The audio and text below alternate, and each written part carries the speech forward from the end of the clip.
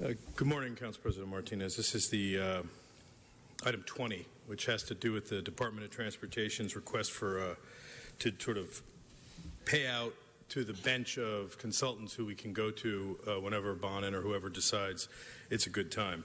And obviously, there are some usual customers on that list. There's Fair and Peers appear twice. This is a group that I caught my attention at the end of January because as you were looking at the, I guess the SB 743 piece where we're trying to make metro stops categorized a certain way with the VMT. We engaged Fair and Peer off this panel for $491,000 for 3 years. So they are right back in it on this one. There are two for them, one for $474 for the transit service analysis. That actually is supposed to be a line-by-line study about the dash needs. That's another $500,000, and then $177 million for the Vision Zero technical analysis. Now, Vision Zero is a very positive and great idea, but why we're paying a consultant for all that money, who's a consultant who's already getting all that money, raises some questions. And I think the public is annoyed, frankly, because this is a $1.6 million worth of upscale transportation consulting when most of us just are mired in horrible traffic all the time. And what we get for it, essentially, is parking penalties and preferential districts from Mr. Koretz and everybody who want to make it impossible to find anywhere to park so that then, in fact, you get another $75 penalty. And it happens all the time. I know of a youngster who got a ticket, while the guy was pulling his car out, they run over and make sure you get your little ticket, even as you're trying to comply with the law. So I don't know. I mean, Salita Reynolds is from the Bay Area. She's an upscale character. I just wish that we were making some concrete steps forward. Next speaker, Michael Hunt. Michael Hunt's not here. Oscar Mohammed.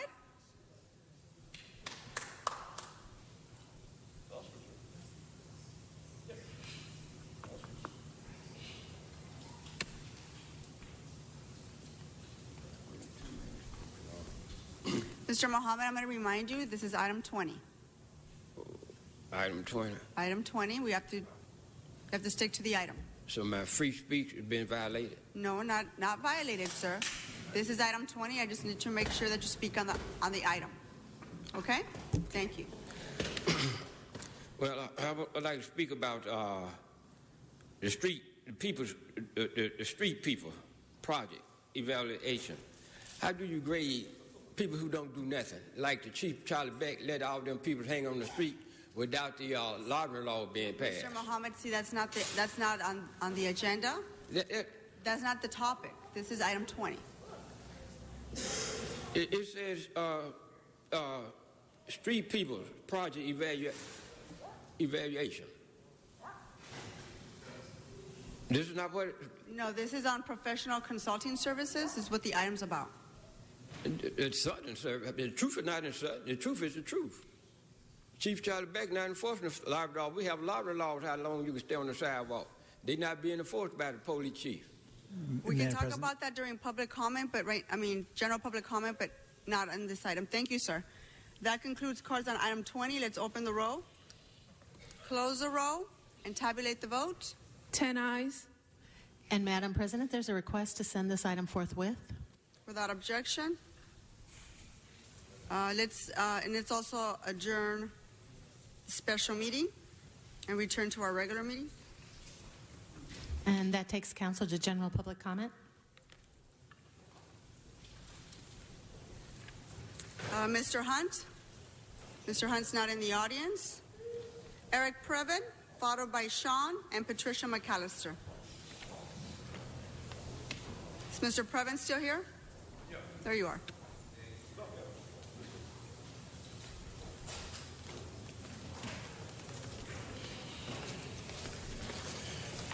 It's Eric Previn in the general public comment. And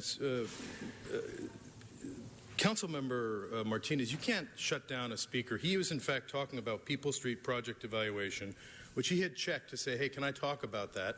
And as just a member of the public, I said, sure, because it's on the agenda. Now, I don't know why in the world you feel it's your role to sit there and hector public speakers. Mr. Mohammed, whether you like what he wants to say or not, has a right to speak before this body with items that are under the jurisdiction of this council. I mean, this body simply finds any way they can to allow wrongdoing amongst one another. What is wrong with you? Why not simply step forward like you grew up in a civic class and participate in these meetings the way other people... I mean, have you ever been to another meeting? Have you ever been, Mr. Cedillo, to a meeting where people are hectored by the council president during their speech? I mean, I've never encountered such conduct, and I find it deplorable, I must say. And Councilmember Wesson, please step forward. You are a civil rights leader, sir.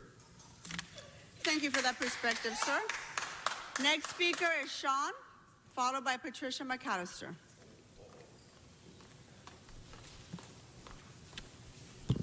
Not very happy with the DWP increase.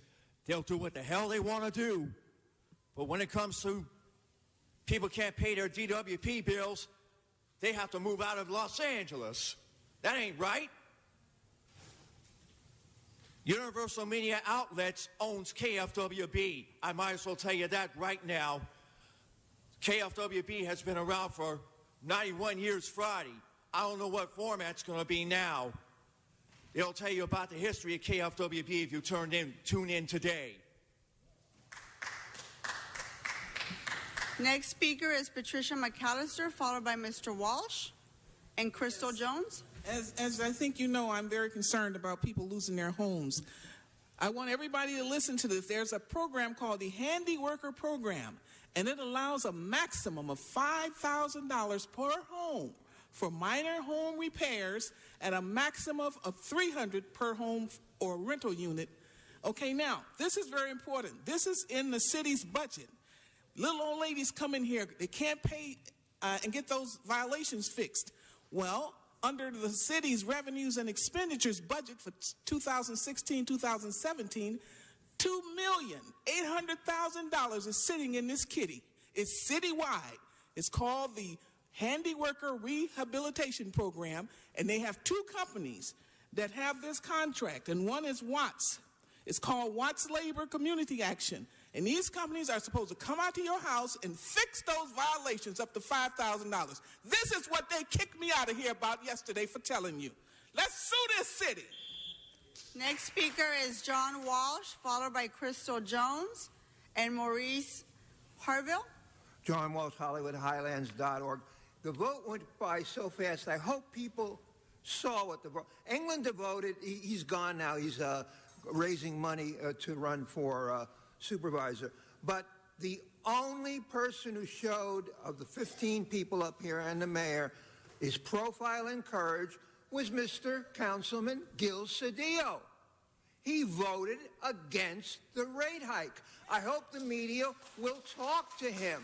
I hope the Times will talk to him and find out why we convinced Councilman Cedillo, who I hope runs for mayor now, why we convinced him to vote no. The vote was 13-2. And Mr. Krikorian, he voted yes. Time for the recall. Remember, Cedillo has done an excellent job by voting no, voting against the rate hike. Thank you, Mr. Walsh. Next speaker is Crystal Jones, followed by Maurice Harville and Oscar Mohammed. Councilmember Martinez, Price, Koretz, and Blumenfield, and a couple of others, we have come to your office. We have met with your people. We have told you about the dangers of wireless technology being weaponized in the city of Los Angeles and asked for your help to keep the people of Los Angeles safe from this weaponized technology. We have heard absolutely nothing from any of your offices.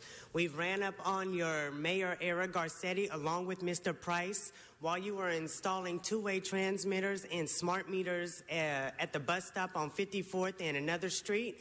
And we told you on tape about the people that are being tortured, raped, and murdered by this wireless technology, and nothing is happening. Nobody has contacted us. We have over 100,000 followers in Los Angeles who are voting for you, so I suggest that you guys make a move and try to protect L.A. because we are going to inform them that our protection is not your Your time is up. Thank you. Our next speaker, Maurice Harville, followed by Oscar Mohammed and Jacqueline Richardson.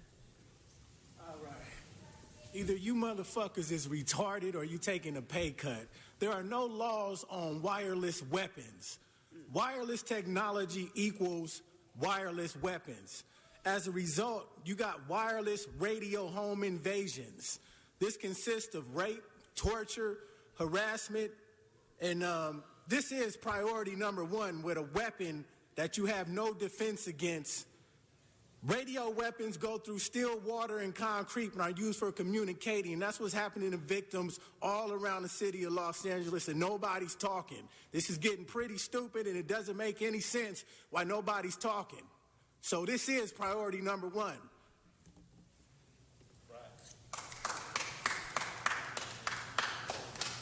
The next speaker is Oscar Mohammed, followed by Jacqueline Richardson.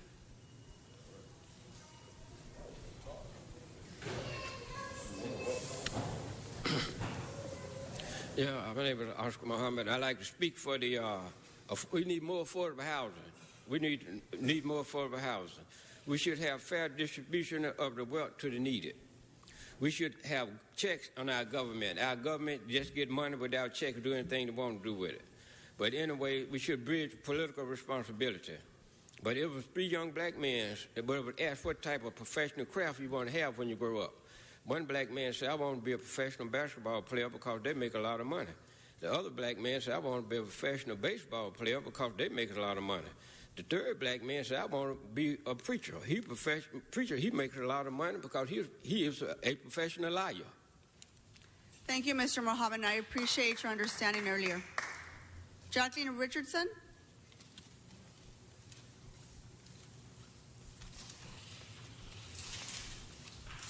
The Los Angeles Times may know about it, but they don't know they know.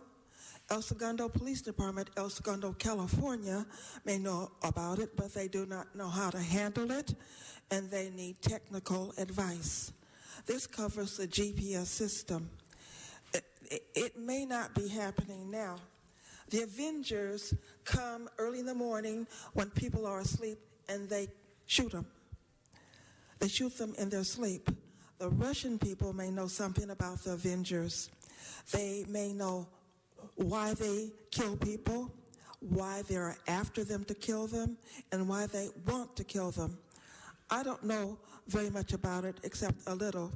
The sounds can come through a GPS system. That's all I know, and a little more. The Avengers, we don't know what they look like, but sometimes you can hear it through the GPS system, and maybe El Segundo may be able to help with it, maybe. Thank you, ma'am. That concludes cards for general public comment. Madam Clerk, what's before us? Council has motions for posting and referral. Posted and referred. Members, any announcements? Seeing none, can we please rise for adjourning motions?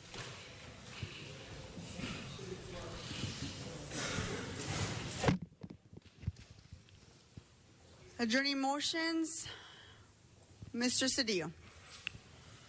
Madam Chair, you had an incredible presentation this morning about all the great Latina leaders of our community. I want to talk about one, because you know, in our community, women are the backbone of the family. They are the referees. They are the ones who keep the family together. They're the ones who make sure that we're nourished. They're the ones who give us our moral compass and guide us through the challenges of life. I want to talk about Mary Ellen Montoya, who this Monday passed with her sons and only daughter around her, 336 in Sacramento this Monday afternoon. She was born March 19th, 1936, and she was born at the San Joaquin Memorial Hospital in Fresno, California, to Josephine and Joe Juicy Prieto. Mary Ellen was raised in Fowler, California, amidst the fields of her youth where her and her parents worked. And it was at Fowler High School where she, a song leader, met a yearbook editor and a cartoonist named Joe Montoya while attending St. Lucy's Church. Soon after she married Joe, he was in the Navy, and they had 6 children. Gina Marie, Joe Jr., Carlos, Richard, Mal, and Vincent. And she raised those children with her husband, who became a poet and an artist, renowned. He has a current show on the west side of town, Jose Montoya. And they raised him as they worked the fields in San Diego, Long Beach, Oakland, Wheatland, Sacramento, as they traveled as part of the group that was the United Farm Workers, with marches from Delano to Sacramento. She was one of the persons who was the backbone of this movement, and she made sure people were fed, children were cared for.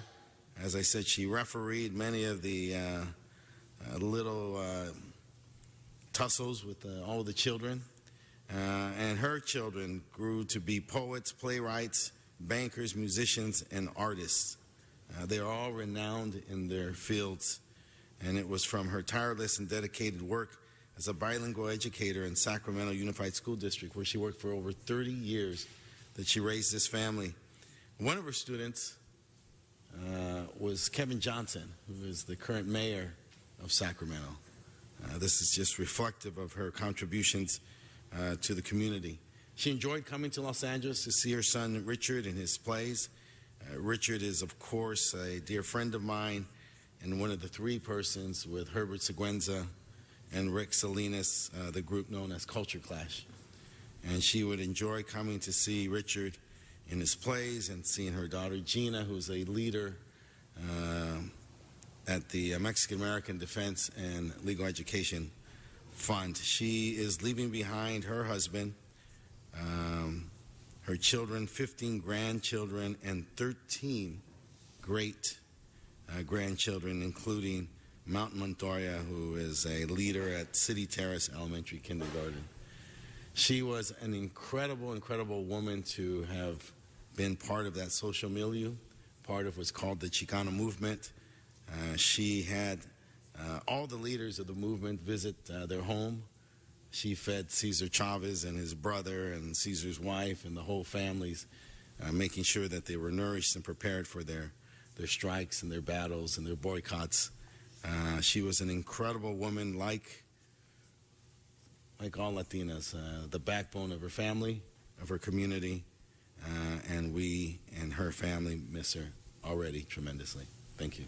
Very well said, Mr. Cedillo. May she rest in peace. Any other adjourning motions? Mr. Huizar? Thank you, Madam President. And colleagues, I ask that we adjourn in memory as well of Elba Beruz, an amazing community advocate, mother, grandmother, friend, and selfless human being. She was born in Guayaquil, Ecuador on November 18, 1945. She studied public accounting in Ecuador and came to Los Angeles on November 1966 to offer her professional accounting services in Los Angeles. But she did much more than that. Alba proudly served the Ecuadorian community in Los Angeles for more than 35 years. Here in the City of Angels, she was known as the founder and proud organizer of the annual Ecuadorian Independence Day Parade, celebrated every August down the streets of Broadway in downtown Los Angeles. The pride and joy that it felt on that day by the Ecuadorian community living here in Los Angeles is truly beautiful, and we can all, and they can all, thank Alba for that.